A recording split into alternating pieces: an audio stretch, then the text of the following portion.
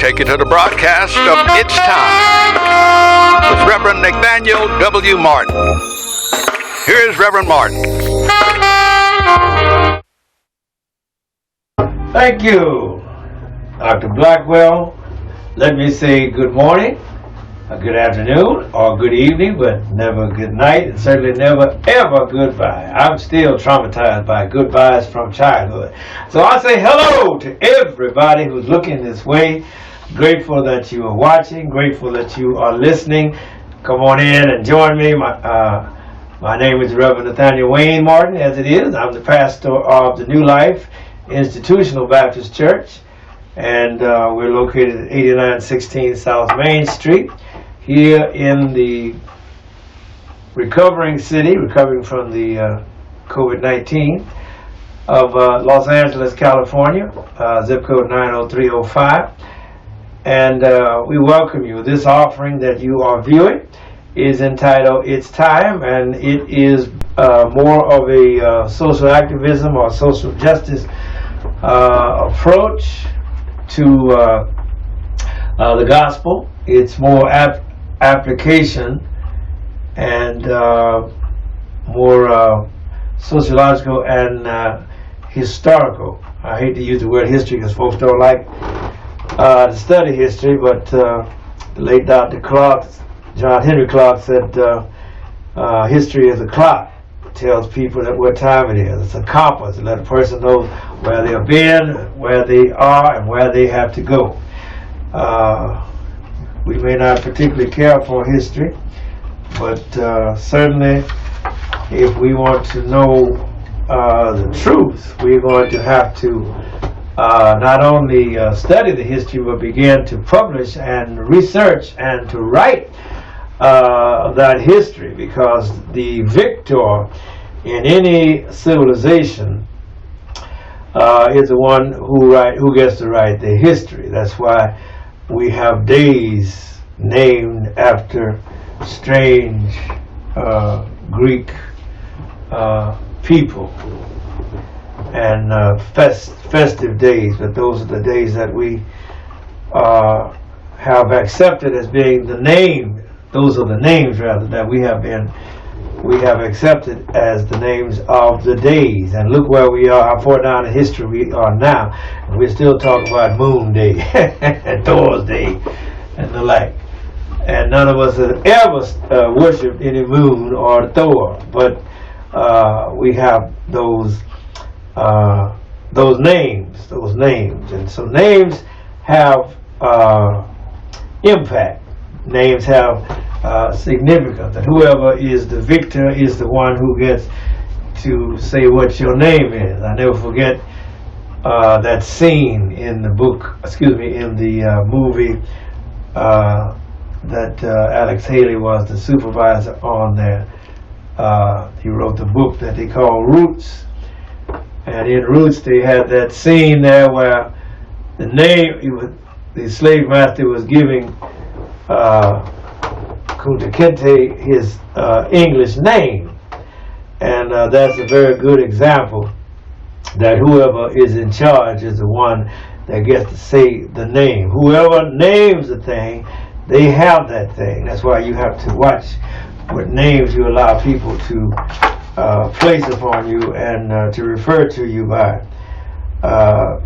Names are very vital and very important.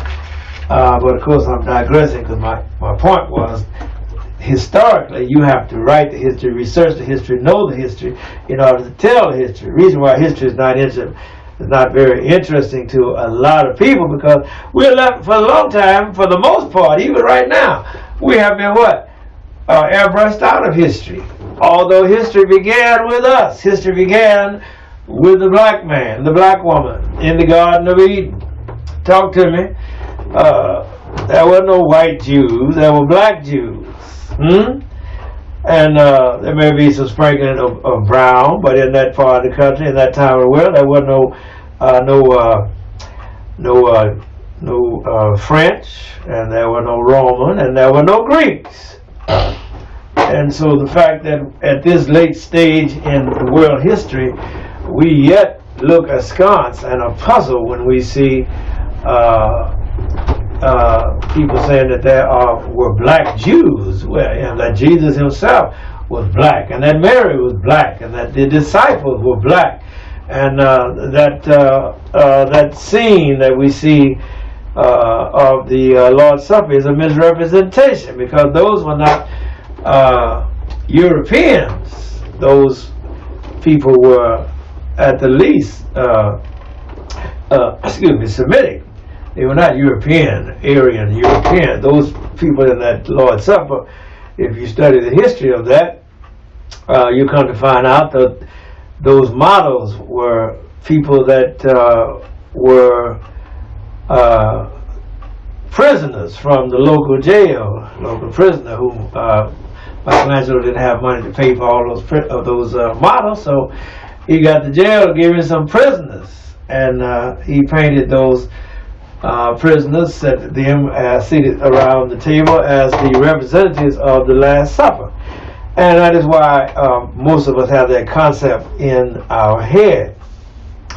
I've said it before, I'll say it again, that one of the things that we did injustice to God is that we refuse to let God look like us. But the European let God look like him.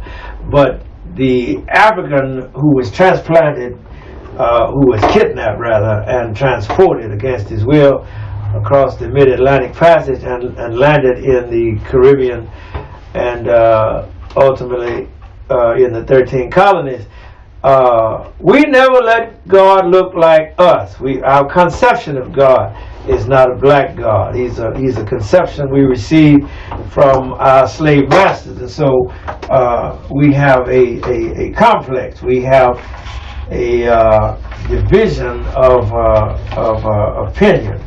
Although, to our credit, we didn't worry about what color God was. We embraced God and we accepted the Lord and Savior Jesus Christ, much different from our white brothers and sisters. Remember, the Ku Klux Klan is a Christian organization. I just thought I'd throw that in for free. On its time, which is what we are dealing with, we primarily discuss the fact that it is time for justice, and that must involve social justice, and that social justice must have subheadings upon it. One of those subheadings must be environmental justice, what the Africana studies people call the social order, the social structure rather.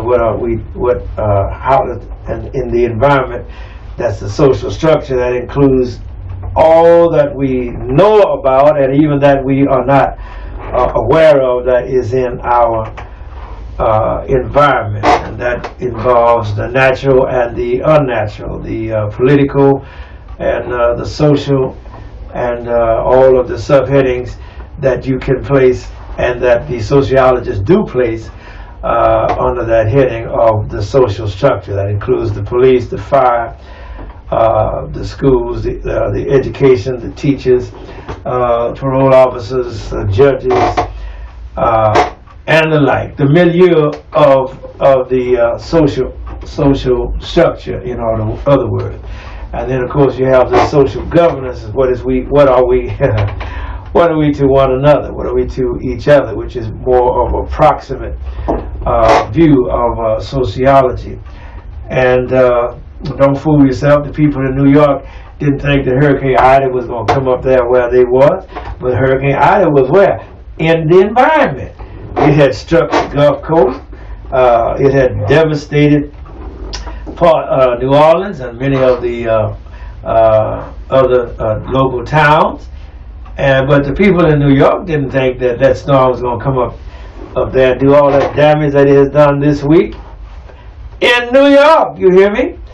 But look how many people drowned in their basements, because they have basement apartments in New York. The water was flooding down the subway steps. Looked like a rushing mighty river coming down the subway steps. And so that was in the New Yorkers' environment, but they didn't know it was in that environment because this Hurricane Ida had struck way out down in the Gulf, in the Gulf of Mexico. But that just goes to show you that's in our environment, even though we may not be aware of it or we may not feel that we're going to be affected by it. And so that's the importance of being aware of the social structure of your larger environment. And you need to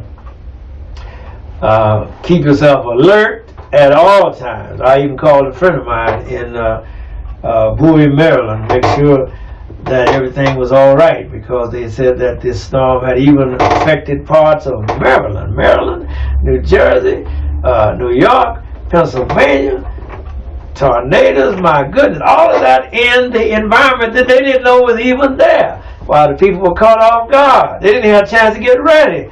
The rain, the deluge of rain came down so fast, and that's why you can't play these storms cheap. Just because they're not a hurricane no more don't mean them storms can't hurt you. Because it don't take but a little rain to paralyze most of the country. And I think the mayor, the governor of New York said they got over 10 inches of rain in 1 hour. 1 hour. One. You hear me? That's a lot of water. And with all of the asphalt and all of the cement that exists in those big cities, in Trenton, New Jersey, and all those other little towns, and especially in the city of New York, even with Central Park, that water has nowhere to go. The water has nowhere to go, because we have cemented everywhere. We put a parking lot everywhere. We got streets everywhere. We got sidewalks everywhere, and that's non-porous asphalt, and that's non-porous cement. So that water is going to go somewhere, and believe me, it found a place to go in the subways of New York. My Savior! And not only New York, but New Jersey, and all around Pennsylvania. And they have a mess on the East Coast, and then they have a mess down there in Louisiana. People that were not homeless on Sunday are now homeless. You don't hear me? Pardon me, let me cut this off so I can talk here. They know I'm on my broadcast. They're called anyway.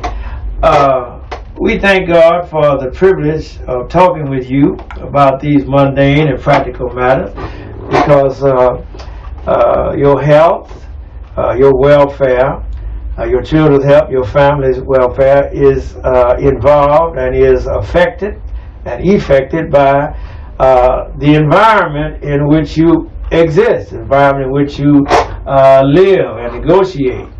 And that includes whether it's hostile people or people of goodwill. You have to negotiate all of those, both of those environments. And sometimes the police are hostile. You can't. Some people feel they can't even call the police. What are you gonna call them for? That's who oppressing them. And so we have to be aware of our environment, and in line with that, we must also include economics, because we live in a capitalistic system, and for most of us, especially those of us that have the social value or the political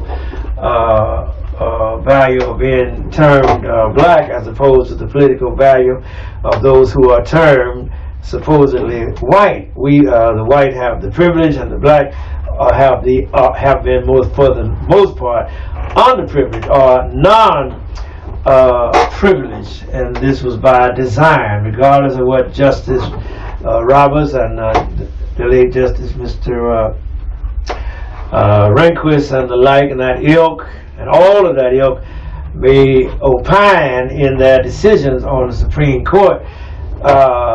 Where we are is a result of legal decisions, legal documents, laws, legislation, or rather bills that became legislation, that became laws, and those laws were enforced against us all the way post Reconstruction, leading to our disenfranchisement, leading to the decision in Plessy v. Ferguson, and that stood all the way through to 1954. And Plessy v. Ferguson became law in 1896. But those laws, those conditions at which the people who had the political value of being termed black were forced to adhere or be subject to those laws until we just said we just can't take it no more. We're not going to take it no more. And people began to rebel. People began to rise up. And the iron foot of the Ku Klux Klan and the iron heel of the government, in conjunction and in cooperation with these paramilitary organizations that are even in today's world are still in existence, while the Proud Boys and the Oath Keepers and the John Birch Society, all of those are offshoots of the original Ku Klux Klan. And remember, the government stomped out, annihilated, destroyed, exterminated the Black Panther Party, but it never exterminated the Ku Klux Klan. Wonder why? And so you still have the Klan strong, growing stronger, and whereas they don't use the explicit terminology, many of your law enforcement people in law enforcement, whether they be sheriffs or police officers, justices of the peace or judges, district attorneys, those people are still of the same mind of the Ku Klux Klan, which is superior of the white people, white supremacy. They wanted to uphold, in other words, white supremacy, and that's why the critical race theory says that we suffer from systemic racism. But the people who have benefited from systemic racism are quick and adamant to push back and fight back against critical race theory and say, no, there's no systemic racism.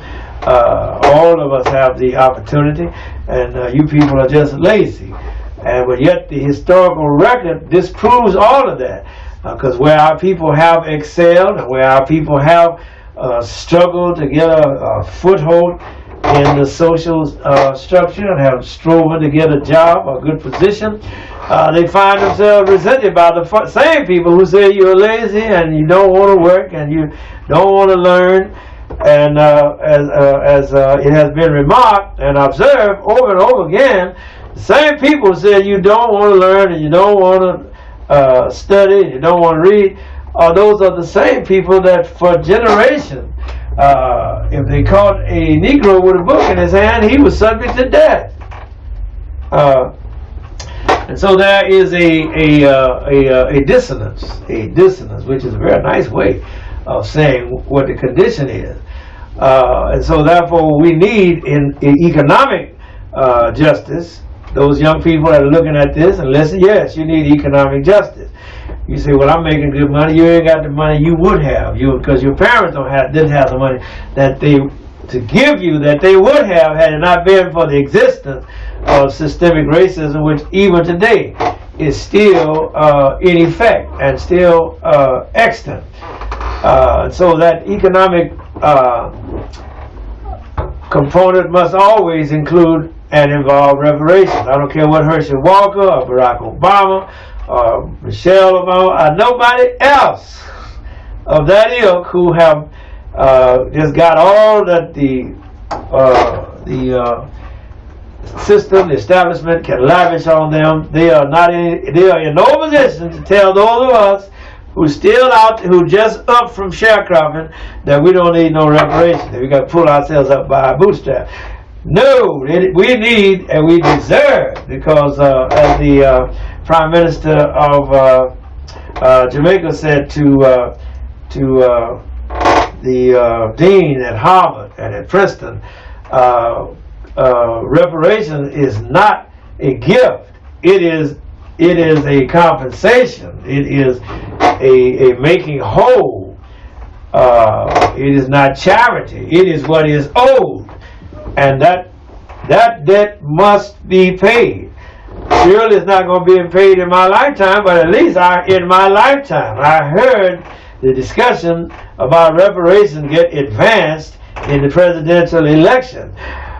Granted that it has been swept under the rug for the time being because of the coronavirus and the like and those things. But when you see that the U.S. government, our government, my government, spends $21 trillion in military expenses, and a lot of that money was spent in the country of Afghanistan and Iraq.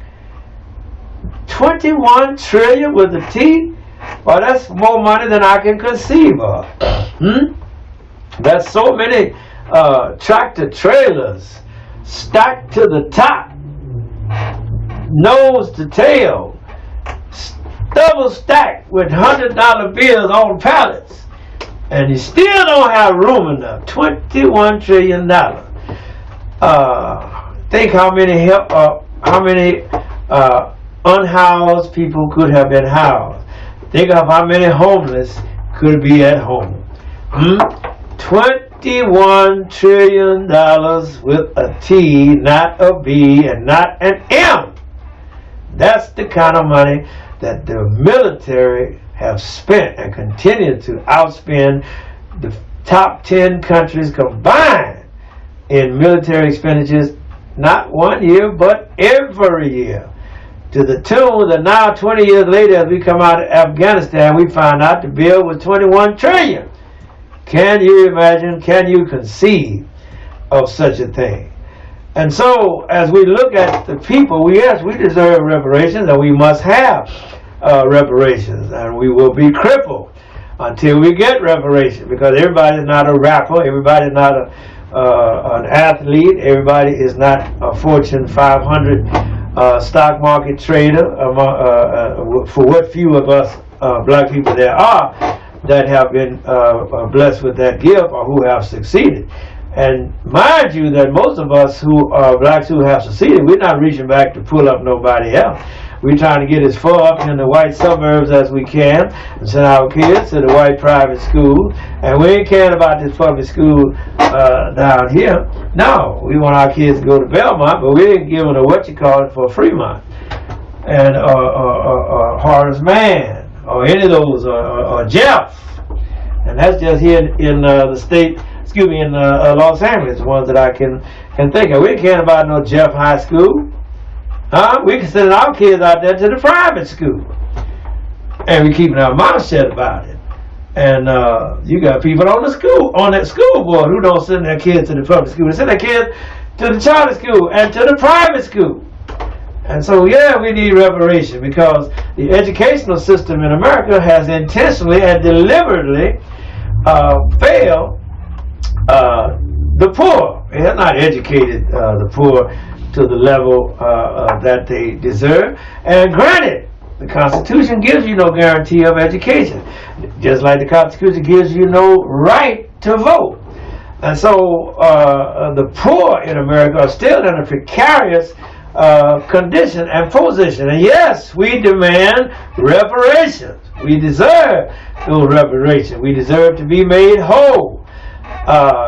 In the book of Deuteronomy, chapter 15 and verse 12, it states, beginning at verse 12, that if thy brother, that's what it says, and if thy brother, a Hebrew man or a Hebrew woman, be sold unto thee and serve thee 6 years, not 246 or 250, but 6 years, then the Bible says, in the 7th year of their slavery, thou shalt let him or her go out free from thee. You're not going to hold them in no abject slavery beyond the appointed time that God said, which was 7 years. And the Bible goes on to say, when thou sendest them out, thou shalt not let them go away empty. And so that is the part that the United States government has yet to fulfill, because it let the slave go out empty. He worked him for 246 years of his free labor, robbed him of his wages, refused absolutely refused to prepare him to live on his own, refused to educate him in slavery. It was a crime for a slave to be taught to read or taught to figure or counting and the like. And the people that did that were calling themselves Christian. And so all of that is before us. As I close, I come to the homeless situation here in the city of Los Angeles. I don't know how it is where you are, but here we have homeless encampments, and we have unhoused people who have no house, nowhere to live. They live in tents. They sleep on pasteboard, on cardboard, sleep under the bridges, in the parks, on sidewalks.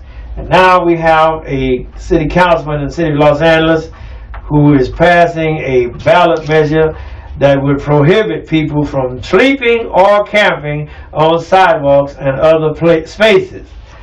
And now, if you can't sit down, and you can't go to sleep, you can't rest, what are those people to do? What are those people to do? How heartless, how unchristian these Christians are here in the city of Los Angeles. They'll come to your church thumping the Bible and talking, using scripture and quoting scripture. But they turn the homeless away. And again, as I close, how you going to bring all these people in here from Afghanistan? How you going to bring all these people in here across the border? And you got all these people here already that you're not looking out for. But yet you're going to put EBT cards and all the like in every Afghanistan person's hand that comes to this country. You're going to give them, make sure that they get expedited loans. You're going to get them resettled. You're going to get them established. But if you can do it for them, then you should do it for the homeless right here. All right. Our time is concluded. Notice the value of a place to stay. Notice the value of a permanent, stable residence. Your vote is involved in it. If you don't have nowhere to stay, you're less likely to vote. And without voting, while you are at the whim and under the mercy of whoever tell you, if somebody tell you, get up, go from here, you got to get up and go. Well, that's slavery. That's nothing but slavery. And as I wrap up, I don't want to be like I did last week. I didn't get too far either. Look at all these papers I got here. I get to none of them. None of them. But God bless you, and keep. We need all of us. We said during the pandemic that until we got a standardized test and until we got a vaccine, that we wasn't going to get this pandemic under control. Okay, now we got a standardized test and now we got a vaccine. What is stopping those of us that will not accept the vaccine? In order to keep this thing from getting worse, we're going to have to follow protocol, follow common sense really, and go ahead and get that vaccine so we can move on as a country and as a nation together. Because mark my words, they're not going to let you on the plane, they're not going to let you on the ship. These other folks are going to let you in their countries if you don't get that vaccine. And you're not going to be able to get no good job. A good job means you're going to get vaccinated for tuberculosis, for rubella, for measles, for all of those diseases. And yeah, you're going to have to get vaccinated for COVID-19. And so I pray thee, my brothers and sisters, let us be mindful, let us be sensible, let us not be aiding and abetting those that wish us ill. Remember, you got a whole group of segment of society that wants you to die. And if you don't get vaccinated, you are helping them to kill you. That is not common sense. Don't work against your own best interests. All right? To my brothers and my sisters working on these thankless jobs, you are young. While you are there, start learning use another skill. Learn options trading. Learn futures trading. Start putting you some money aside so you can get off of that man's job, because he don't want to pay you. Don't work for him. Thank you, Doc. We're out of here.